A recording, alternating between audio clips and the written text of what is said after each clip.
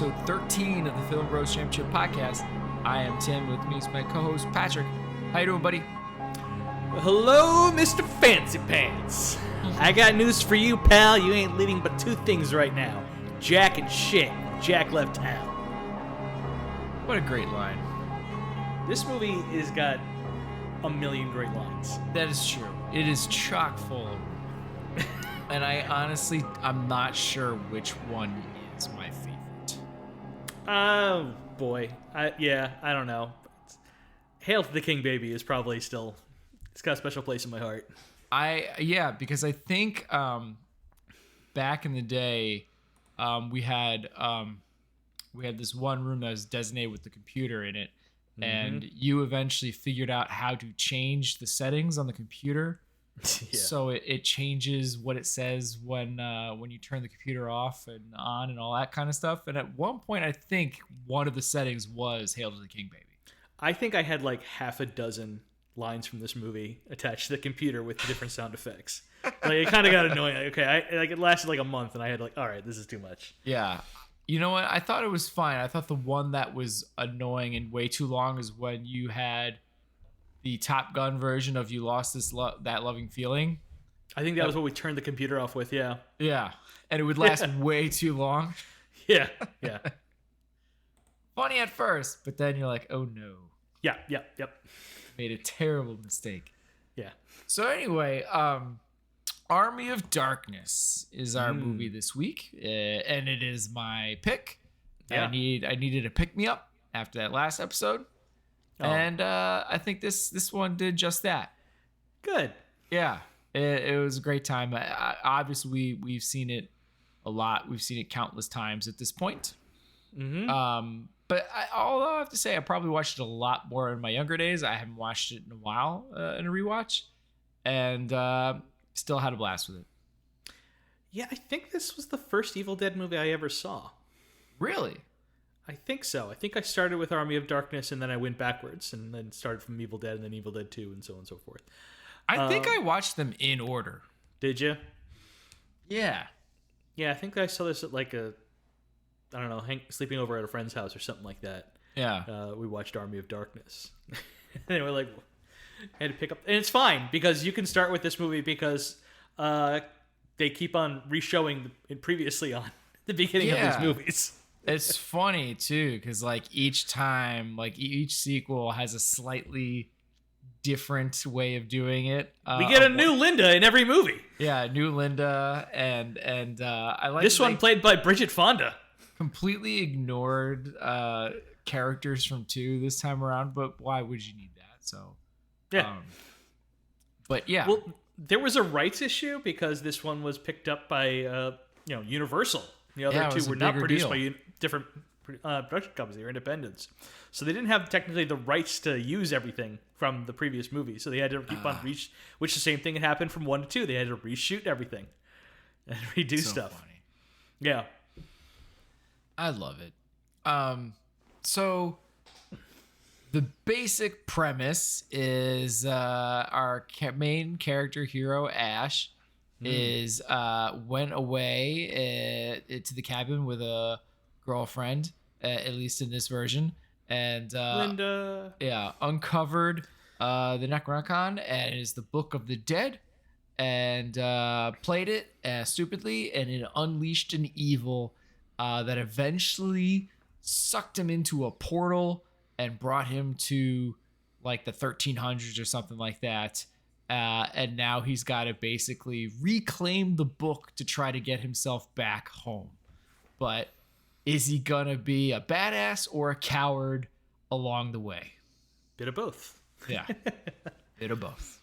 Yeah. That's basically the gist. Mm-hmm. A quest. Yeah. I don't know how he went from like rural Michigan to medieval England, but I'm here for the ride. I'm here for the ride. Like it's weird that it transported him over space and time, time and space. Yes, we're doing the whole thing. But you know what? Hey, although it's great how like medieval Europe looks like Southern California.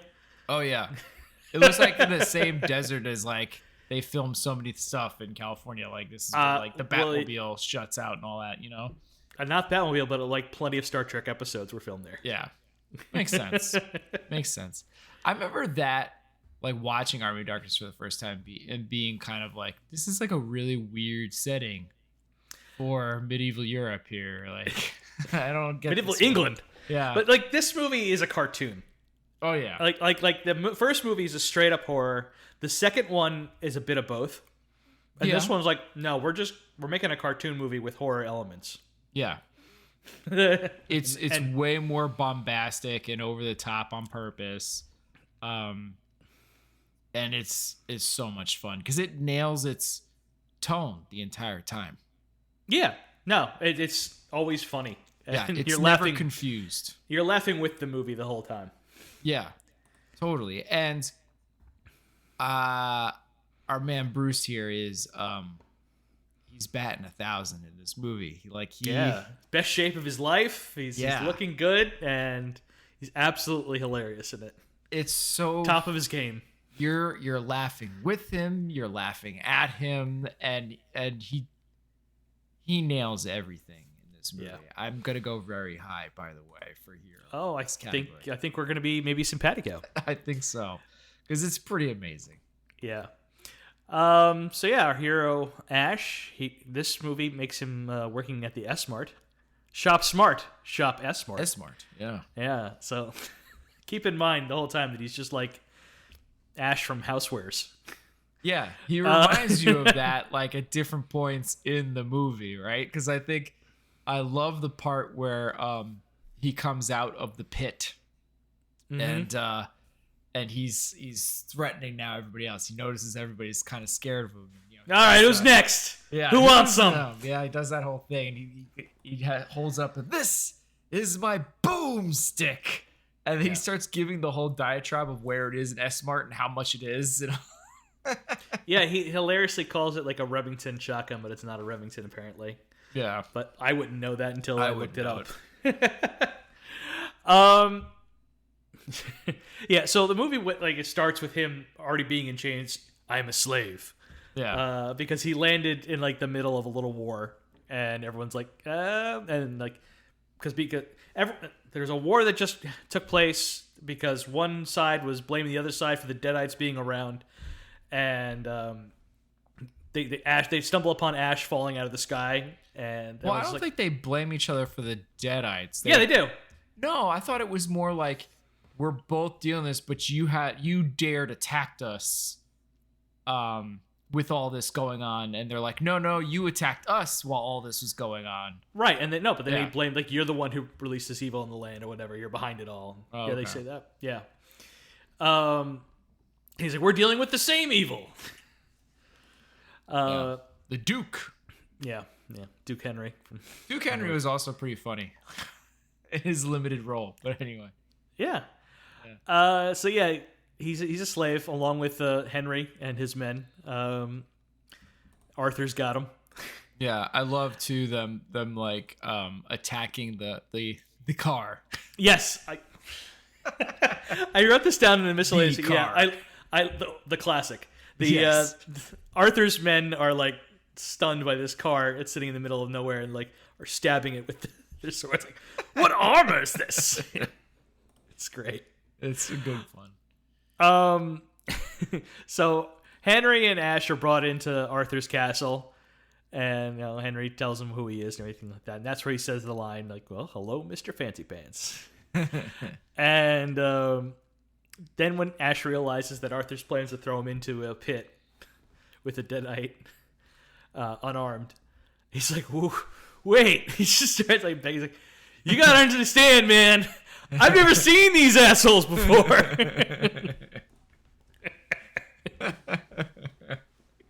And the look of panic is so great. And he goes like, "Henry, you gotta tell him. I don't know you." He's like, "I don't think it matters, son." Yeah, I don't think they're gonna listen. Yeah. Of course, he gets knocked in anyway. So Ash goes into the pit, and then he gets out of the pit, and we'll discuss that later. Yeah. I had no idea where Ash gets his gun back from, since it was definitely not in his back holster when he was brought into the castle and thrown into the pit. But the following line makes me not care. All right, you primitive screwheads, listen up. See this? This is my boomstick. It's so good. And just like, oh, I love that he's smarter this time while still being very stupid.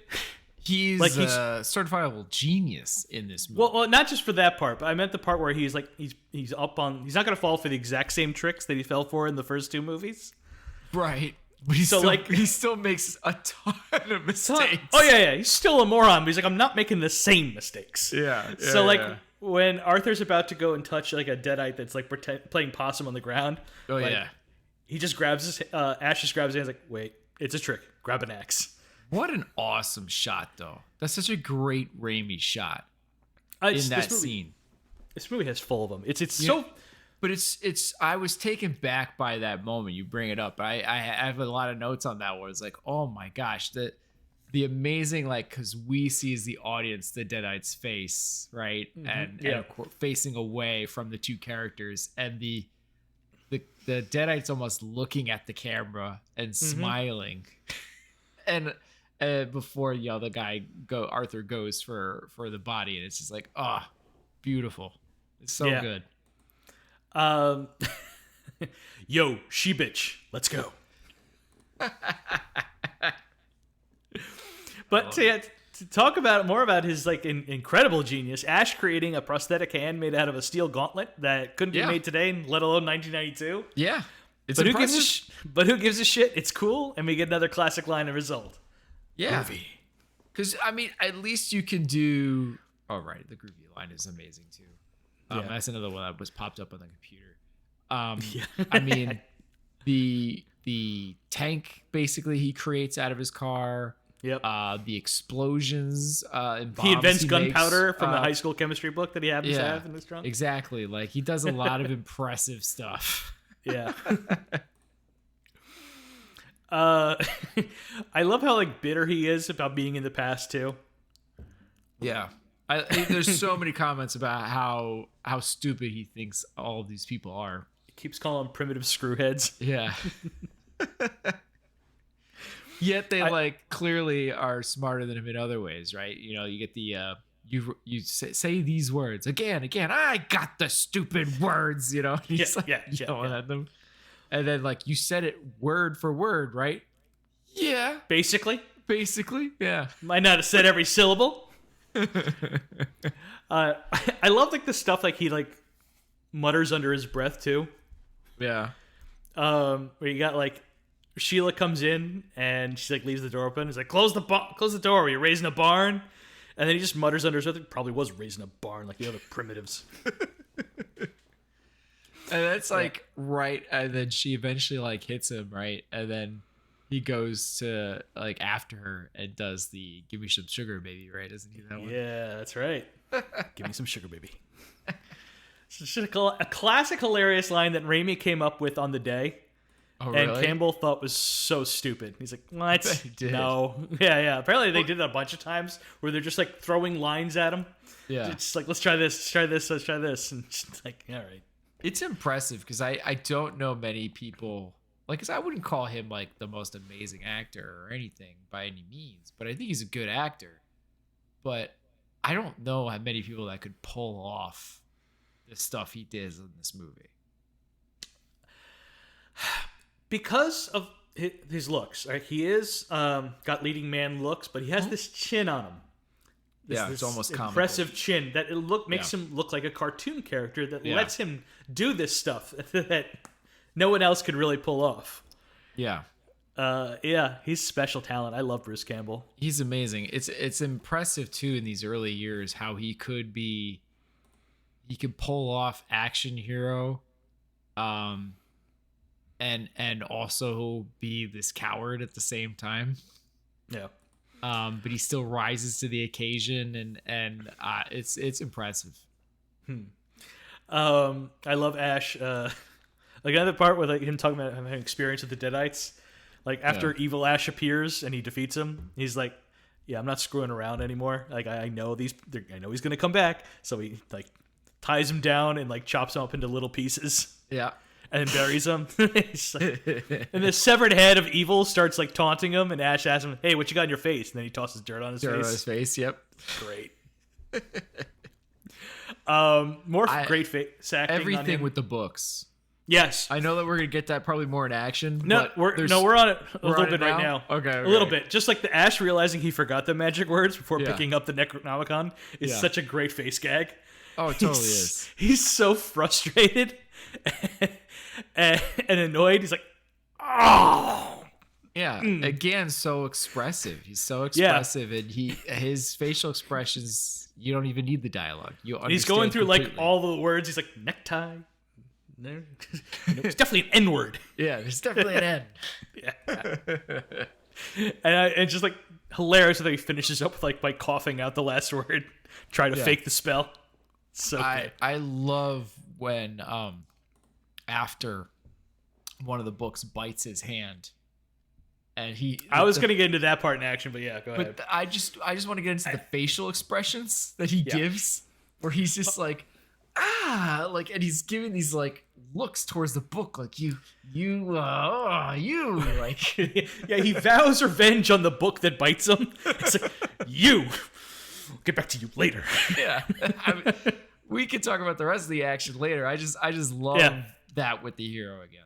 It's so funny. Yeah. After escaping the graveyard, Ash is fed up with the fighting of evil, and he's like, I'm through being their garbage boy. Now I want back, like in the deal. And he keeps just calling the deal over and over again. Yeah. And I love the turn, too. As soon as he starts to be guilted and made to feel bad that he messed everybody over and he's going to leave. Yeah. Like, I held up my part. That's it. Yeah, come on. He keeps coming back to the deal anyway. We had a deal. Yeah. But all of a sudden, like, he's saying the same words, but it's completely different meanings now. And again, so well delivered. What's the deal, you know? Yeah, it's panicky, then it's pathetic, and it's whiny, and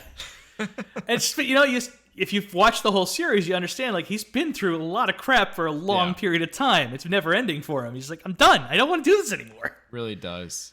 And I have to say, I didn't get to finish the Stars series, but it was great. I never watched it at all because I didn't have Stars, but...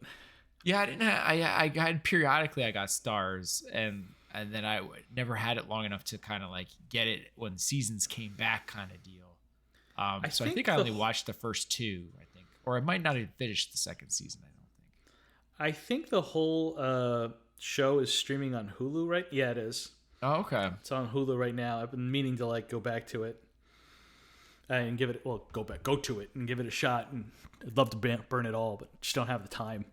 Yeah, I mean, it's great. It's a fan favorite character, right? Wasn't the dream one day that it would be like Ash versus Freddy versus Jason? There was talk of that at one point when they were trying to figure out a sequel for Freddy versus Jason. Yeah, I think they made it into a comic book. Great. So Ash gets back to the castle and admits to screwing up the words, and Wiseman tells him that the army of dead will now storm on the castle to get the book back. Ash is fed up, just wants to go home, and is interested in helping. Sheila tries to appeal to him and get him to stay and help by reminding him of all the sweet things he said to her. That was just pillow talk, baby. That's just what we call pillow talk, baby. That's all. That's so good. Yeah. But then after Sheila's abduction by the Deadites, Ash has a change of heart and rallies the men to fight with him against the army of the dead. Arthur says, "Are all men of the future loudmouth braggarts?" "No, just me. Just me, baby." And that's when Ash uses his chemistry book from the future to figure out how to make gunpowder and turn his car into a tank. Yeah. Utter insanity. He basically becomes a general and tactician and everything. Yeah. Oh, a brilliant tactician. Teach them all how to fight in a day. Yeah. and how to, does the stereotypical thing of archers and then hold. Yeah. He knows exactly how long he. Ash sees the army of darkness for the first time, and he's just like, maybe, just maybe, my boys can stop them from getting the book. Yeah, and maybe I'm a Chinese jet pilot. Yeah, I noticed that one this time around. I was like, "This is such a weird comment, but it's still funny." And then it's the last thing I want to mention, because a lot of Ash's stuff is in action too. Yeah, because so much of it is happening to him, and again, his reactions to it all is amazing. But Ash finishes telling his story to a bored Ted Raimi at S-Mart. Yeah, and Ted asked him that, "You say the words right this time?" Ash says, and again, yeah, basically, yeah, not every syllable. And then everything else I want to say about Ash is in action, but yeah, I gave this character a 5. I did too. Yeah! It's a 5. Yeah. Ash is a class. Ash is great. He's a great hero. Reluctant, cowardly hero. I mean, it's awesome. I mean, even they did a video game at one point that I had a lot of fun playing, and they brought him back to do multiple video games. Yeah. I think I only got to one of them. So much fun. Just came with a new one recently. I think Evil Dead 2 is still my favorite Evil Dead movie, but I think Ash is at his best in this movie. I think this is Bruce Campbell's real showcase of gets to do everything that makes Bruce Campbell great. Yeah, I agree. It's all there, and it's just it's a long lasting character because I feel like this movie, he keeps coming back. This character keeps coming back because there's so much love, and it makes. When they did the remake of Evil Dead, it made so much sense why they went the direction they went, because it's like there's no way you're recapturing this character. No, you can't have someone else be Bruce Campbell. It's just not going to work. Yeah, exactly. It's kind of like the same thing that people have kind of gone to, like Harrison Ford is Indiana Jones. Let's not try to do someone else is Indiana Jones. Harrison Ford is Indiana Jones. And it's kind of the same thing, like Bruce Campbell's Ash. That's it. Yep, I agree 100%. Yeah. So the villain. This is an interesting one. The bad guy's Evil Ash. Yeah, but he pops up way later. So I mean, really, it's the evil and the Deadites and all that kind of stuff, right? Because you don't get Evil Ash till midway through the movie, maybe about more. That. Yeah. Apparently, it was 3 hours of makeup chair for Bruce Campbell to get into evil character costume. Yeah, when he's all like a rotting corpse. Yeah. I was always curious about that, if it was actually him. It's him. It's Bruce Campbell. Okay. Yeah. Evil is some kind of Deadite infection that physically split from the body of Ash and is a perfect physical copy until Ash shoots him in the face with a shotgun, and then he cuts him into pieces with a chainsaw. Right. But when Ash screws up the magic words while grabbing the Necronomicon, Evil is reassembled and lives again, except now he's a rotting corpse. Yeah. I love Evil. He has to command his skeletons to dig up his army. Yes. They dig up one. He's like, grab a shovel and start digging. We got to get more. We got to get you all out of here. Welcome back to the land of the living. Now get digging. Yeah. I love how he smacks one. And the skeleton says, thank you, sir. The skeletons are amazing. They're so funny. They're so funny. And the way they did practical skeletons. Mm-hmm. And I mean, sometimes I think modern technology and how they've improved the quality of things have not done some of the stuff favors. Like sometimes they're people in masks and they look really like, okay, that's a mask. You can kind of see the dude's eyes and everything. But that's just a product of just better quality, streaming and DVDs and all that kind of stuff. But they're so much fun. They're so funny. There's so much comedy with them. It's insane. It's a mix of practical and it's got some stop motion stuff like Ray. It's all a tribute to Ray Harryhausen. Yeah. And it's like Seventh Voyage of Sinbad and Jason. Let's get the hell out of here. I was going to mention that later, but yeah, I love that skeleton. It's so funny. I love that Evil growls like a tiger, but is also strangely occasionally Irish.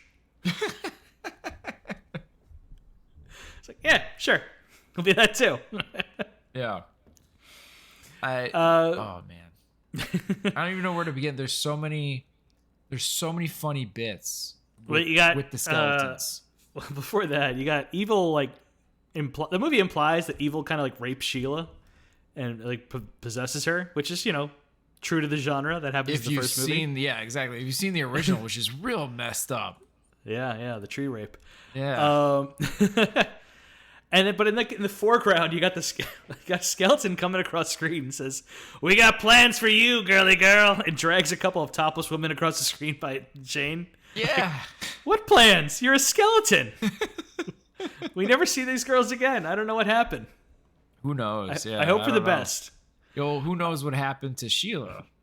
Well, she gets implied rape, I think. I'm assuming that's what it was because I didn't notice this time around. I mean, I noticed this time around that her top is taken off. Yeah. You don't really see anything, but you see you just see her bare back being pulled down. I was like, oh, I don't ever caught that happened. Neither had I until this time. Yeah, I guess that's how the evil got in. Hey, like I said, that's one of the ways it's been shown in these movies. Yeah. So we also have an evil Sheila version. Too. Yes, evil Sheila is revealed to the army and says, "I may be bad, but I feel good." And off camera, Skeleton says, "There's a sight for sore bones." So many bone puns. I love them all. They're so good. I just feel like though sometimes the actions and the mannerisms, they don't even have to say a whole lot. You know, like where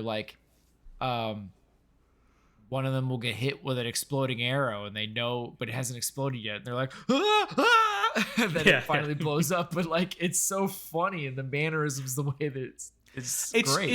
It's weird. Like they are a million times less threatening than any Deadite in any other movie. Yeah. Ever. But you don't care because they're so damn funny. Yeah, and there's so many of them too, to be fair. Yeah, I guess it's very rare you see them get a kill. I mean, and they kind of imply that they do get back up, but you don't quite. I don't think they have the ability to quite show that. You know, I love that's where the tank comes in. But right. Sorry. No, my fault. I love Evil reacting to his army getting firebombed. Yeah, with the arrows and then the catapult. It's like, ooh, ah. And then he's like, Sally forth, and he can't do it because his jaw keeps dropping. Yeah, Evil trying to rally his army and say Sally forth, but his jaw keeps dislocating. That's just hilarious. That's great. He's got to say it quieter, and he has to grumble like, ah. And how about Evil dropping the Xena yell? Who did the Xena yell? Evil did. When they break into the castle. Oh, yeah, you're right. Yeah, he does do that. You're right. First time we ever hear the Xena yell on screen anywhere is in this movie. Is this before he shows up too? On that, I guess if the show hasn't happened yet. Okay. Well, it was Xena who said it, but yeah, that's it doesn't happen for a couple of years when she appears on an episode of Hercules: The Legendary Journey. When did that happen? I thought that was a couple of years later. And then she got like a show from spinning off that like a year or so later. Right, and he ends up being on that show. Yeah. Bruce Campbell appears on that show, so does Ted Raimi. Yeah. I think Bruce Campbell plays like the King of Thieves or something like that. Yeah, I think that sounds about right. We did have a thing with those shows in our family. I watched a little bit. We never really stayed with them too much. No, yeah, I thought we were more into Hercules, and then we tried Xena for a little bit, and then we ended up dropping both. Yeah, they all got too silly. Yeah. Let's go County. Which I didn't realize, like, what's his name from The Boys and Star Trek? What's his name? Good Lord. I don't know who's in The Boys. The main guy, Keith Urban? Yeah, Keith Urban. Cal Urban, right? Carl Urban. Yeah. Good Lord, might have to cut some of that out. Yeah, Carl Urban is in Hercules and such. Well, it's New Zealand. If you're in the New Zealand, Australian area, you're going to get casted. Yeah, I guess so. Like that, I knew so many people that were in those shows, and I was like, I forgot that. Okay, wow. Yeah, I have no desire to go back and watch more Kevin Sorbo content. Not at all. I was a little tempted to watch Cole the Conqueror, but no, I'm good. With this axe, I rule. Disappointed. Yeah. Anyway, where we gonna go? Oh yeah. Hey, okay, and the one skeleton saying, "Let's get the hell out of here." It's After such a Evil's great blown line. up, cracks me up. Do you have any idea who delivered that line? Because it's amazing. No. I want to say it was like Ted Raimi or something. It could have been. Who knows? It's so good. He has like 4 different parts in this movie, Ted Raimi. Yeah. So what'd you give Villain? Hold on. I wasn't sure. I wasn't sure we were done talking about it. If you have more to say about Villain, go ahead. Sorry. No, it's fine. I went 3. Did you? Okay. Yeah. I went 2. Okay. But I got no. My original was 2.5, but then I decided to slide my half point to something else, to action actually, to go bump that up higher. But yeah, I got no issues with yelling 3. I feel like he's half of Ash, so I wanted to give him like half as many points originally, and I'm like, but he's not really threatening or scary ever. Yeah, but I don't think again that's what it's trying to do, right? You're not wrong. I mean, they're always still so fun. Yeah. They're always entertaining is the thing. Like I still think they're good villains. Like the Deadites are always there. They seem to always have one up on him at all times. As much as he always thinks he's not gonna fall for it this time. It's and I just have so much fun with all the villains. I really do. I think they're fun. And I think because there's not like a one constant throughout or something, is probably why it gets docked for me. But otherwise, I think they're always entertaining and funny. All right, I'm going to temporarily bring this up to 2.5, back to my original 2.5. Okay, cool. So I got... All right. Action. There's a lot of action in this movie. There is. And really the only time I think it's always a lot of fun and entertaining. There's a few times towards the ending fighting sequences that are not amazing. Yeah. And I think it's mostly because of the wonkiness of Bruce Campbell cannot occupy the same space. The same space twice. Yeah. Yeah. So some of that stuff is not amazing. Like that's probably the weakest points of it. Otherwise, it's so much fun throughout the movie, I think. Yeah. The first bit, you get like the blood geyser coming out of the pit. Yeah. After one guy gets shot. An insane amount of blood just geysering out is great. I love the arrow cam into the guy running away from Arthur. Yeah, and he gets pinned into the post. Yeah, that's some classic Raimi stuff right there. Ah, gosh, Raimi's so good with some of this stuff. It's fun. Mm-hmm. You know what? Sorry. Yeah. While I'm thinking of how great Sam Raimi is as a filmmaker, I just want to talk about real quick Ash walking through the graveyard and approaching the Necronomicon. We're jumping forward here. Okay. I know this is an action part. I just want to talk about this one part. Okay. It's some of the best filmmaking I've seen while doing this show. Wow, high praise. Everything in this shot goes from like a left to right rotating Dutch angle shots. He loves his Dutch angles. It's so good and delivers on feeling like you're being watched and everything is off center. And I had to rewind it and see it again. Like, wow, that was cool.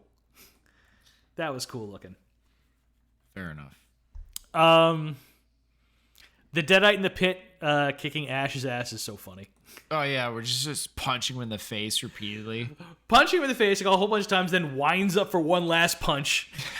and it's great because it's again so much of this goes to Bruce Campbell and Ash and selling it, and you are laughing at Ash getting his butt handed to him. And it almost seems like they could kill him anytime, but this is too much more fun to torture this dude. Well, that's what these movies are, is Sam Raimi having fun torturing Bruce Campbell. Yeah. I mean, you can even see the Multiverse of Madness, right? He even does like a whole thing about how many times Bruce Campbell's going to punch himself. Yeah, exactly.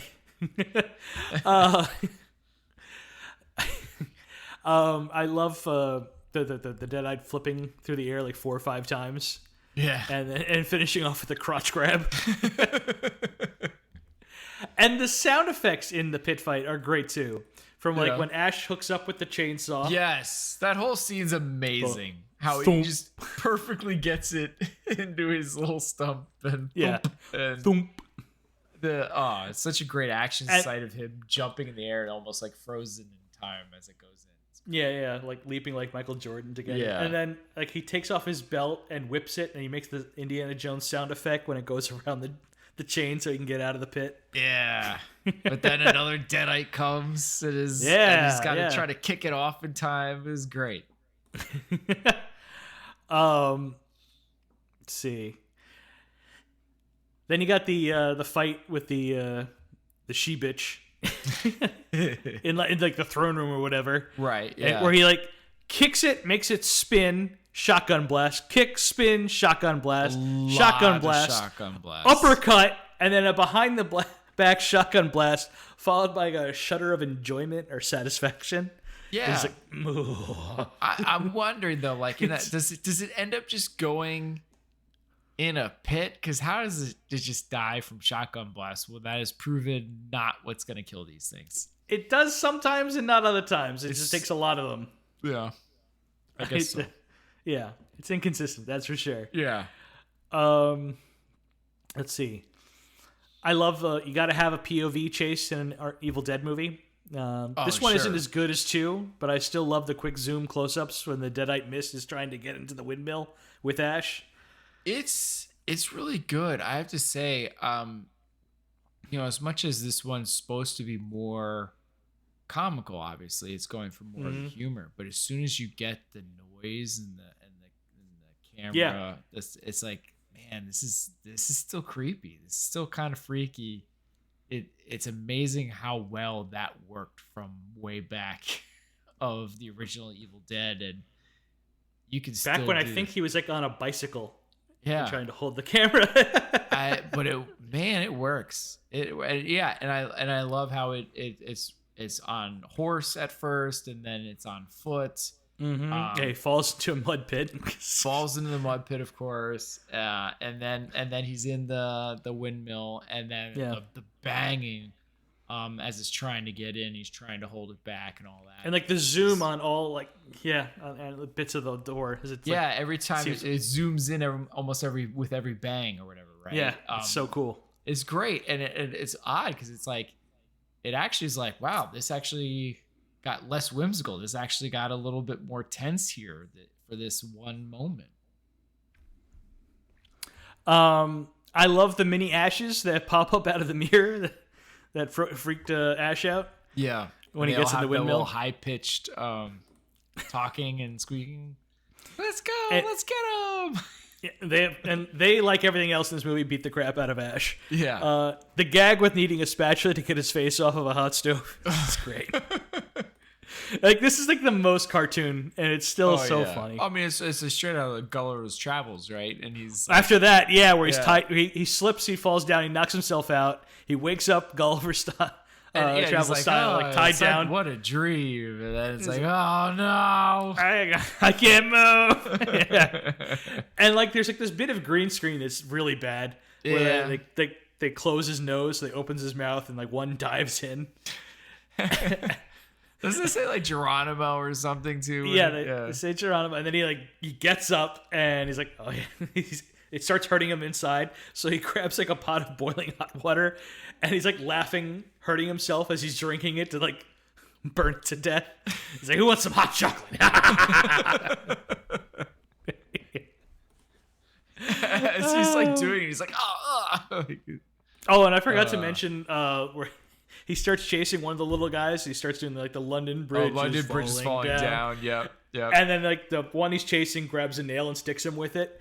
And like these two groups of mini Ashes who are piggybacking on each other finish off the round like, my fair lady, while he's screaming in pain. And then he gets one of them with a fork, and he's like aiming, and he's like, and he darts one basically. Yep. But after he swallows one, like that's when evil Ash starts growing out of him, and it's like the only bit of freaky. It's the only bit of real horror in this movie, and it is gross.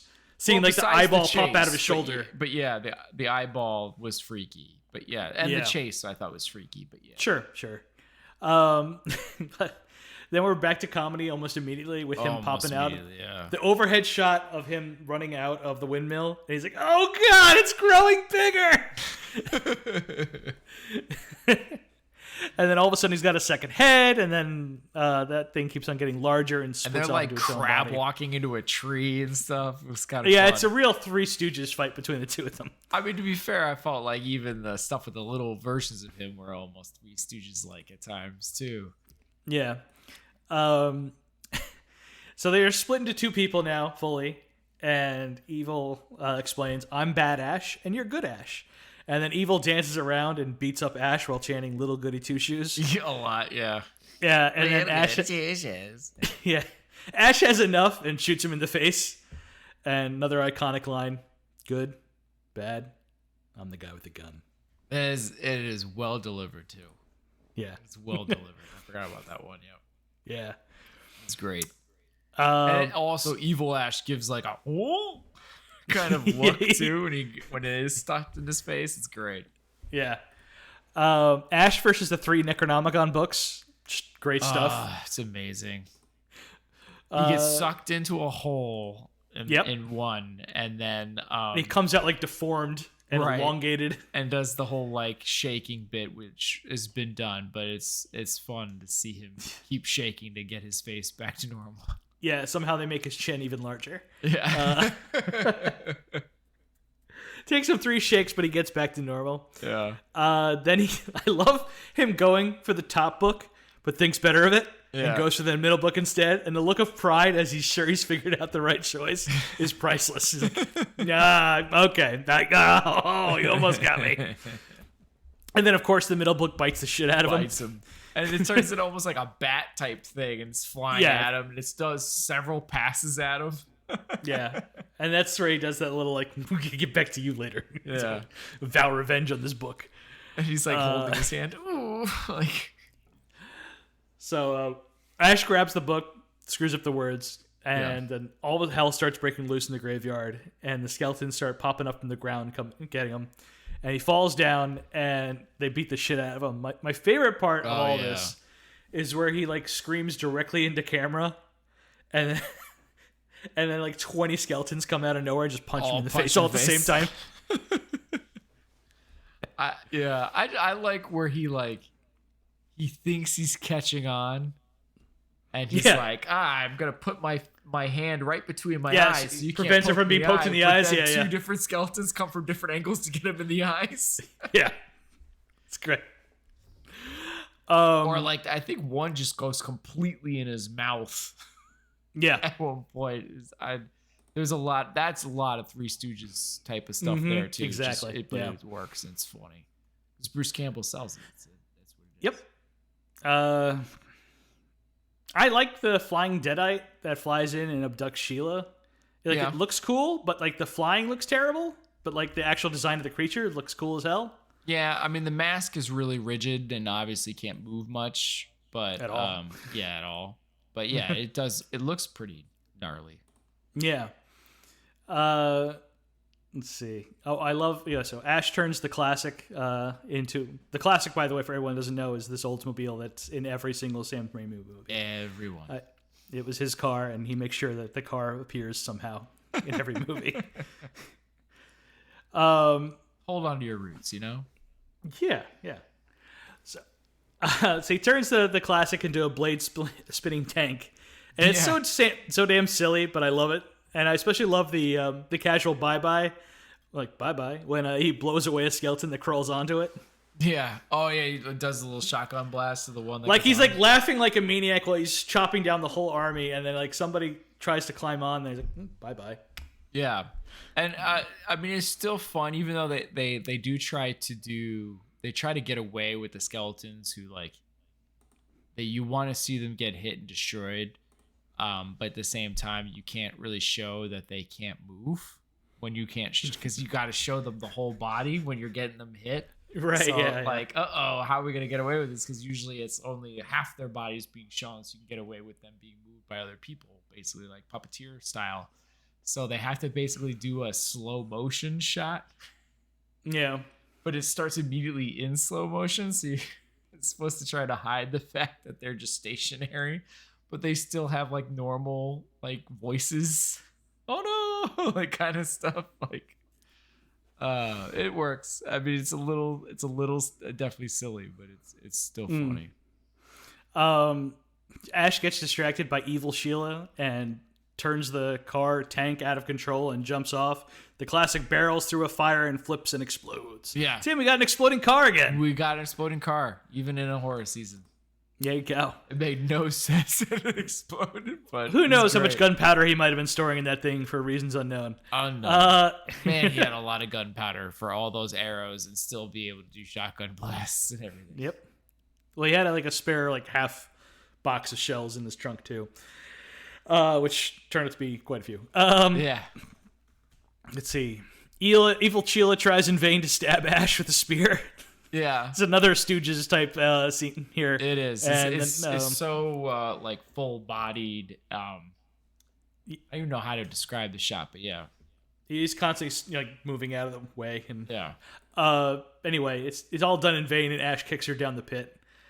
And I don't think she gets kicked down the pit. She just kicks off the wall. No. That part she gets kicked down. This is down on the ground. He kicks her down in the pit, and then she pops up out again later. I thought they were on top of the wall. That comes later. Oh, that's the very next part. Gotcha, so the very next part, he goes up on the wall to go and stop Evil from grabbing the book. And as he's about to fight him, Sheila pops up again and jumps on Ash and clawing all over him. Right. And that's what she says, "You found me beautiful once." Oh, yeah. He says, "Honey, you got real ugly." And Sheila jumps at him, and Ash runs her through with a spear and catapults her over the castle wall. How is she still alive? It doesn't make any sense that she comes back to life at the end of the movie. It really doesn't. Especially since poor Linda got a much worse fate. Yeah. She had to die 3 times, 3 different women. I enjoy the sword fight Ash has with Evil, going up the stairs while at the same time having a sword fight with a Deadite going down the stairs coming at him. He's doing like double sword fights. Yeah. Okay. Yeah. The actual fighting is like hit or miss. It's kind of just like what we did as kids. Yeah. But they still will mix in some like cool fight scenes bits where he flips over Evil and stabs him in the back. That was true. Like, oh, so like it'll look stupid and then look really cool. Yeah, it's almost like if Beastmaster had a spot or two of good stuff. You know what I mean? Because there's times in that moment where it looks for the actual sword. Yeah, it looks real rough at times, and then it's like, oh wow, no, that was okay, but then it gets bad again, but it's only for that part of him versus Evil. Mm-hmm. Otherwise, you don't have that action wise. Ash does some more impressive flipping and rolling, and then lights Evil on fire with a torch. Yeah, turning him into a skeleton. Which is, I think it looks great. The skeleton form. I love that it still has its eyes. Yeah. Like, it looks fun. They fight again, and Evil knocks the torch out of Ash's hand, and it lands near an unfired catapult, which lights the trigger. Evil then knocks Ash down there as well, and then lands on the catapult in front of him. Evil now has the Necronomicon and brags about his victory. Yeah. Ash quickly, and he has his revenge. And then Ash then cuts off his hand, and that's holding the book, and then launches the catapult, and Evil blows up. Yeah. And as he realizes what's about to happen, his top literally like his head literally pops up like a steam, like I don't know. Oh yeah, it does like a whole it spins. More cartoon stuff, yeah. Yes, very much cartoon stuff, yeah. Yeah. And then the rest of the skeletons basically retreat right away. Yeah, exactly. Yeah. And then Ash, comes back to the present. And for some odd reason, by the way, Sheila is human again. Yeah, Sheila comes back to life and is human. And it's like, oh, all right, well, that's never happened before. Is it just because Evil Ash died and he's the one that is this? It's weird that, that happened, but, a bunch of the skeletons were able to just run away. It's like, well, shouldn't they just drop dead? But no. That was my thinking, but yeah. Anyway, yeah, so back to the present. Because it does kind of skip forward. He, they eventually give him the magic potion. Says he has to say the words to go back, and He basically said the words right. I guess his screw up means the Deadites follow him into the present.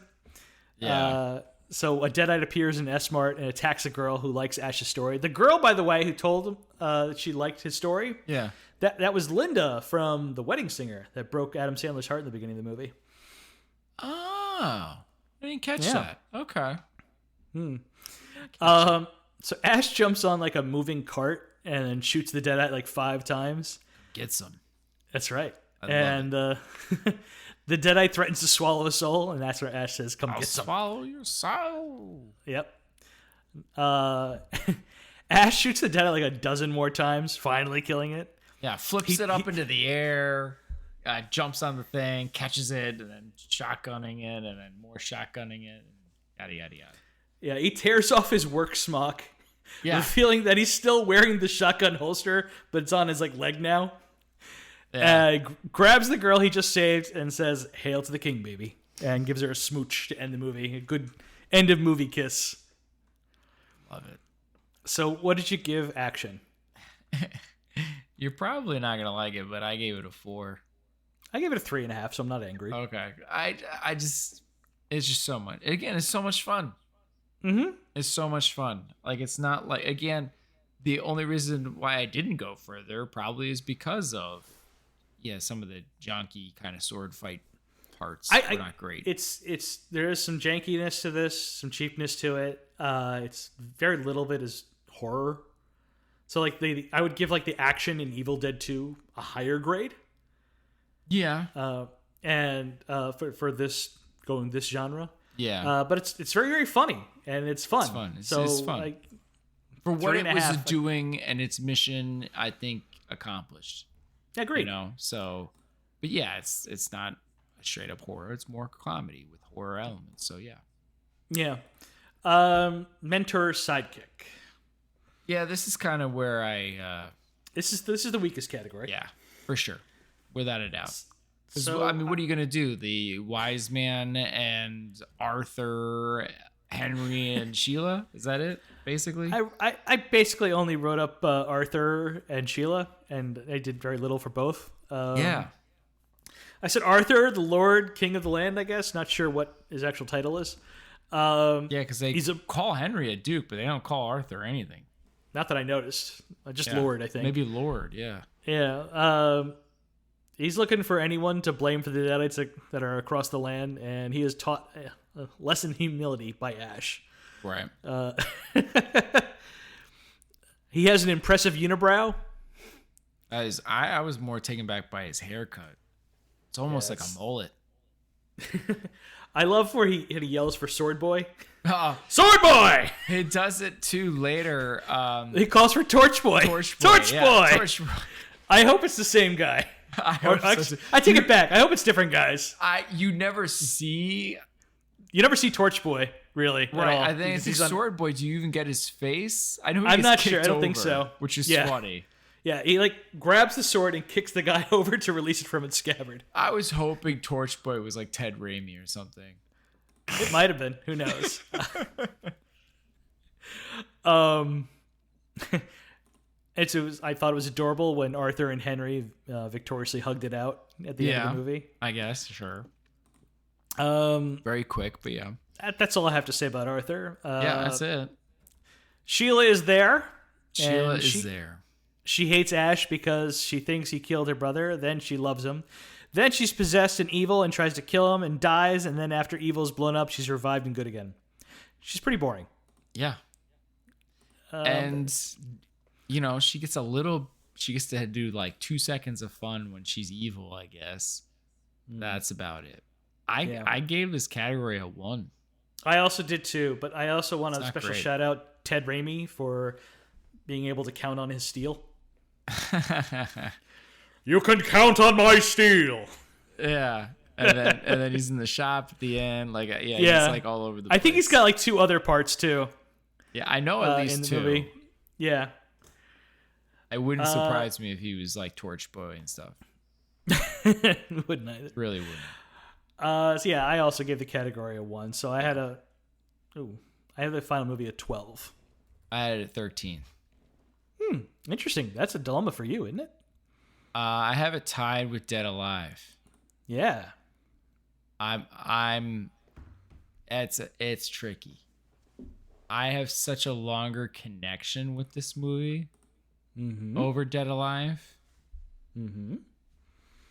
But in the interest of horror, I'm thinking I'm putting it below Dead Alive. I would agree, obviously. Yeah, you would.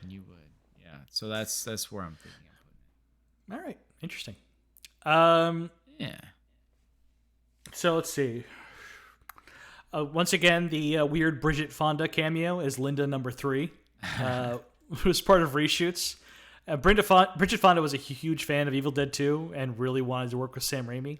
Oh, really? Apparently, she was one of the runners-up for the lead actress part in Darkman and met Raimi there and let him know what a fan she was. Huh. I mean, this it was kind of before she kind of got bigger, right? I mean, this is the same year as Single White Female. Okay. So she kind of becomes a bigger thing, I think, in this year. But she's definitely has some stuff going on. Huh. Interesting. Our top 3, by the way, is the same, just slightly mixed up. You're Dead Alive, Alien 3, Army of Darkness is you, and I'm Alien 3, Dead Alive, Army of Darkness. This could lead to some fun arguing later on. Yeah. I love Danny Elfman's March of the Dead theme. Oh, yes. Plays over the opening credits, and when it's so good. It's fantastic. It really is. That was one of my first notes. Like, wow, this music's great, and I love too when it comes back. In the when end, the army is marching, yeah, and when the drums kick in, it's so good. Yeah, we have like the skeletons playing the drums on the bones. The skulls. Yeah, and they're doing the little like flutes in the bones and everything. It's so much fun. So much fun. I love this movie. Yeah, I do too. Budget of $11 million, a little over $24.1 million today. The worldwide gross of the movie was $21.5 million. Over $47.1 million today. It debuted at number 6 in its first weekend of release, losing to Groundhog Day in its second weekend.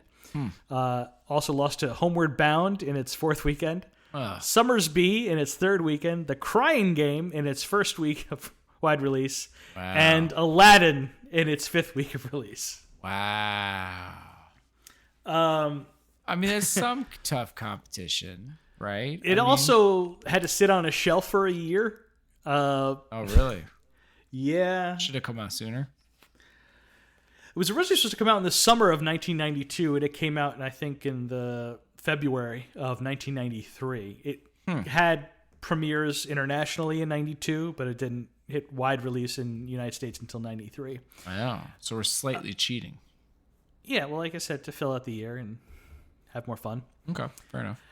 Yeah, and there was some weird stuff going on with Universal. Like Sam Raimi needed like $3 million more to like finish reshoots and stuff. But Universal was playing a weird game with Dino De Laurentiis over the rights for Hannibal Lecter because they wanted to make a sequel to Silence of the Lambs. Because Dino owned the rights originally from when he made Manhunter. Gotcha. Yeah. Yeah. As in he rented out the rights for cheap to make Silence of the Lambs, thinking the thing was dead, and then that became a huge hit, and then it became a haggle, and then it was weird. Man, it's crazy how much stuff gets screwed by the studios and everything. Yeah, or just rights in general, and who has rights and all that kind of stuff. Like so much stuff, like either happens or doesn't happen because of that. Mm-hmm. Crazy. So that's all I got to say about this movie this week. Well, great movie. Yep. Clearly it's both we both have it at 3. That's one of our few things we both agree on. Look at that. Look at us. I know. Who would have thought? Right? Yeah, not the same point totals, but we both have it at the same ranking. Mm-hmm. All right, man. You have the next pick. I do. Don't do me wrong. Well, I'm gonna. Oh no. So I was looking at what we have left. We have like 7 movies left. Yeah. And I noticed like we can finish this one really strong. And I'd like to just finish really strong on the year. So there's one stinker. I know that's a stinker left in the bunch. So I kind of want to just get out of the way. So next week is going to be the Lawnmower Man. Oh, there it is. I had a feeling. We got to get it over with. Yeah. It's going to be so much fun after this. Well, luckily, right, I had the pick me up. We got Army of Darkness in there. Mm-hmm. That's why I feel better about it. At least got my boy Pierce. Does. He's got an earring. Yes. He does. Oh, man. Okay. All right. I'm sure you're going to have, like, lots of good content when it comes to your boy, and how much he hates this movie, probably. I don't know. I think he might love it. Really? I'll explain. For financial reasons, and I'll explain why. Okay. So this still sounds interesting. Okay. Yeah. I'll explain later. He made more. Is King not interesting? He made more money from this movie than any other movie he ever made. Wow. Because he sued the crap out of the studio. Okay. For putting his name on it. Right. Okay. That makes sense. So he likes it in that way. Probably too. He's vindictive enough that he would enjoy that. It's a funny story, and I'll get into the whole thing when we do the episode. That's great. All right. Well, that should be something to look forward to. There you go. All right. Are you ready, man? I'm ready. All right, that is it for us. Please show your support for the podcast by leaving a review on Spotify, Apple Podcasts, Google Play Music, or wherever you happen to listen to the show. Also, sharing is caring. Be sure to follow us on social media to get the latest show updates. Contact us by emailing at filmbrochamp@gmail.com or find us by searching for the hashtag FilmBroChamp. Thank you for listening to this episode of the Film Bros Championship Podcast. Peace out, everyone. Hail to the king, baby.